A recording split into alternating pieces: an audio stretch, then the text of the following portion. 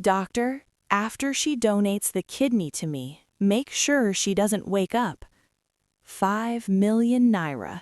That was the price Daniel placed on a human life, on his wife's life. The doctor adjusted his glasses. In front of him lay a dying man, and in the hallway a woman on her knees, praying for the same man to live. "Sir, she is your wife," the doctor said quietly. "She's the reason you're still alive." Daniel didn't flinch. "That is exactly why she must go." This betrayal did not begin in the hospital.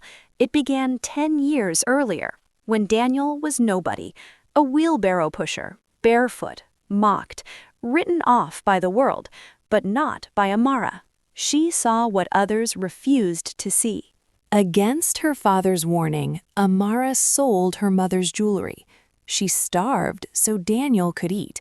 She wore torn wrappers so he could wear suits. "When I make it," Daniel promised, "I'll build you a palace. You are my queen." And then the money came. Daniel became rich, and Amara became too local. Her food smelled. Her English embarrassed him. He hid her like a shameful secret and replaced her with favor. Then tragedy struck. Double kidney failure. 2 weeks to live.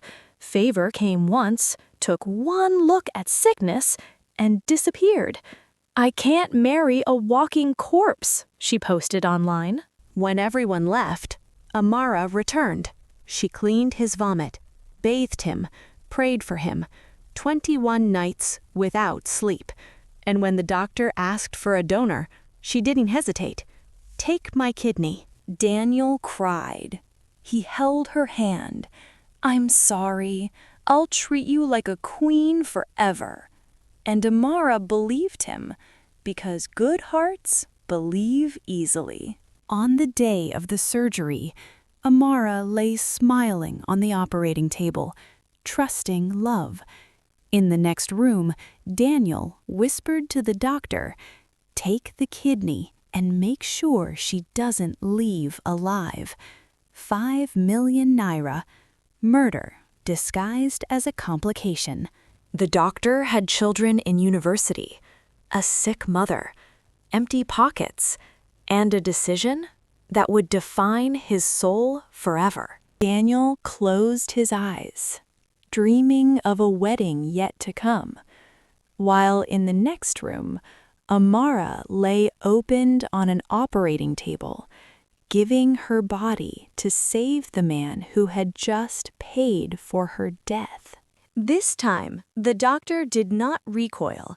He adjusted his gloves slowly, not counting money, but measuring the depth of the evil before him.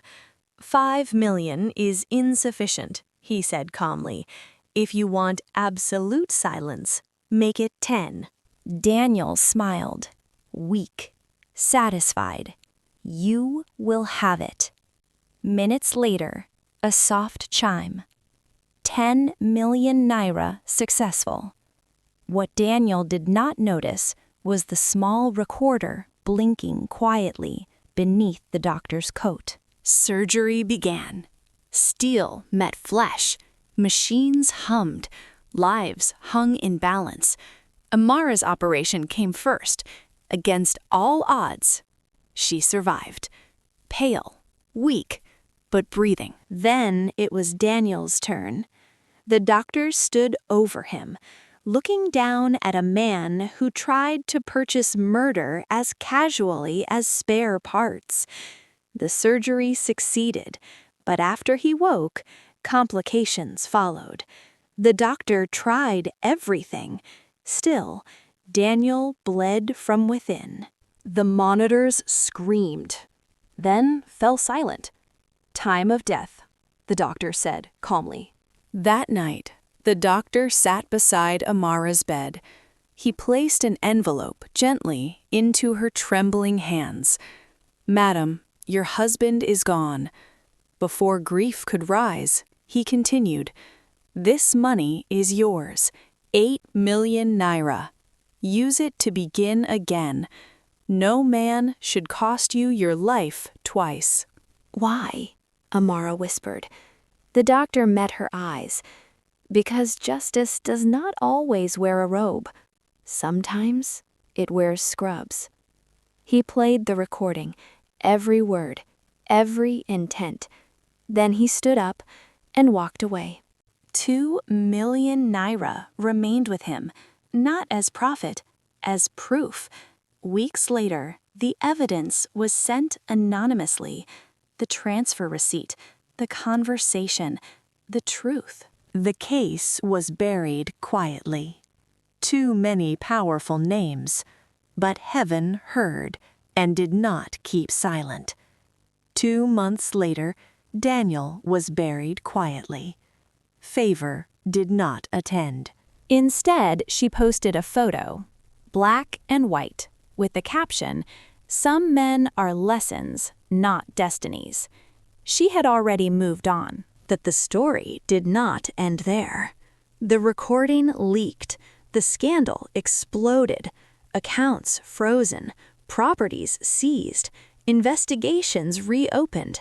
Daniel's empire collapsed like sand, and the money he worshipped could not buy him one more breath. Amara left the city, returned to her village, not as a victim, but as a survivor. She built businesses, trained women, fed widows. For the first time in her life, she lived without begging for love. She never remarried, but she lived. So now I ask you, if you were the doctor, would you take the money? Who is to blame? Amara, for loving too much? Or Daniel, a demon wearing human skin? Because sometimes the most dangerous people are not strangers. They are the ones we call husband.